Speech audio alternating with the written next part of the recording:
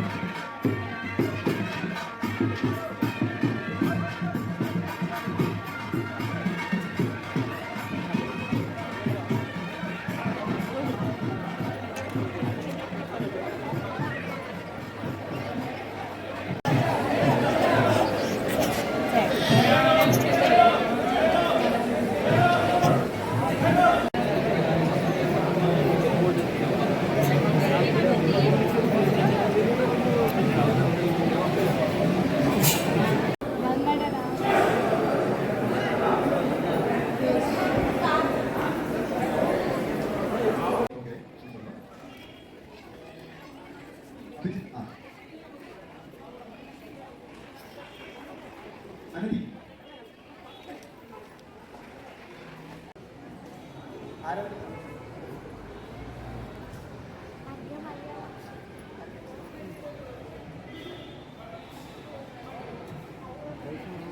Morning ಒಂದು 5:30 ಆಗಿದೆ. 5:30ಗೆ ನೋಡಿ ಎಷ್ಟು ರಶ್ ಇದೆ ಅಂತ. ನಾವು ಬಂದಾಗ ಎಲ್ಲ ಫ್ರೀ ಇರ್ಬೋದಾ, ಇನ್ನೊಮ್ಮೆ ದೇವರ ದರ್ಶನವನ್ನು ಮಾಡುವ ಅಂತ ಬಂದು. ಆದರೆ ನಮಗೆ ಅಲ್ಲಿ ಹೊರಗಿಂದನೇ ನಿಂತ್ಕೊಂಡು ನೋಡಿದರೆ ದೇವರ ದರ್ಶನ ಆಗ್ತಾಯಿತ್ತು. ಅಂದರೆ ಅಷ್ಟು ಕ್ಲಿಯರ್ ಆಗಿಲ್ಲ, ಆದರೆ ದೇವರ ವಿಗ್ರಹ ಮೂರ್ತಿ ಕಾಣ್ತಾ ಇತ್ತು.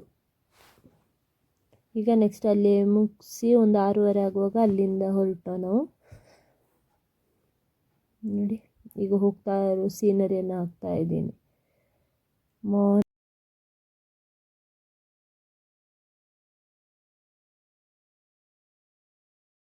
ಹಾಗೆ ಈ ಒಂದು ವಿಡಿಯೋ ಇಷ್ಟ ಆಗಿದ್ರೆ ಲೈಕ್ ಮಾಡಿ, ಶೇರ್ ಮಾಡಿ, ಹಾಗೆ ಸಬ್ಸ್ಕ್ರೈಬ್ ಮಾಡಿ. Thank you.